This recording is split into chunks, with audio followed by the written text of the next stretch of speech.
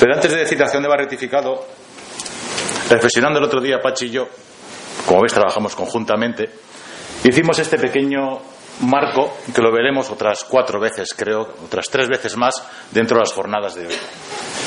Hoy en día estamos acostumbrados a trabajar con el mecanizado tradicional, ¿no? Tenemos mecanizado tradicional, tratamientos térmicos, electroerosión, rectificado, y están surgiendo nuevas exigencias del mercado, que nos están llevando a tener cambios. Esas exigencias que luego veremos en la última charla de la tarde, algo sobre mercados y tendencias, hemos intentado agruparlas en 9, ¿no? Fiabilidad, disponibilidad y precisión por un lado, asociado a los procesos o incluso máquinas.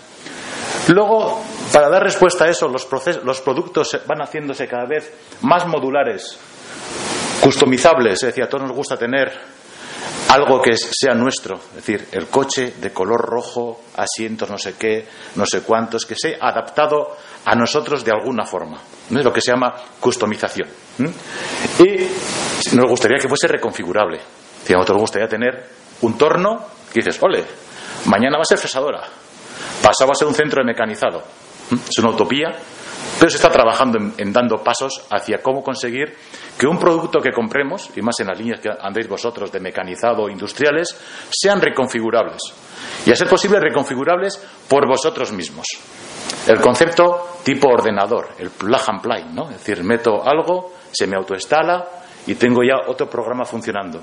Pues la idea sería lo mismo. Supongamos que tengamos un centro de mecanizado y le cambio la mesa por una mesa de 5 ejes, pero lo cambio yo. Y automáticamente la máquina se da cuenta que es de 5 ejes, se reconfigura, activa funciones en el PLC, te cambia incluso el paquete CAM. Es una utopía todavía, pero se está trabajando en ello. Entonces hay que estar preparándose y luego veremos persiguiéndolo, sabiendo qué es lo que está pasando. Eso lo veremos más tarde. Y por otro lado, hay otra serie de conceptos como son la flexibilidad. Es decir, yo lo que quiero es tener, si hago una adquisición muy fuerte en una máquina, que lo que me haga sea flexible, que yo pueda cambiar fácilmente lo que estoy haciendo, que me adapte a lo que me está exigiendo el mercado de una forma rápida. Va un poco ligado con lo anterior. Que sea sostenible.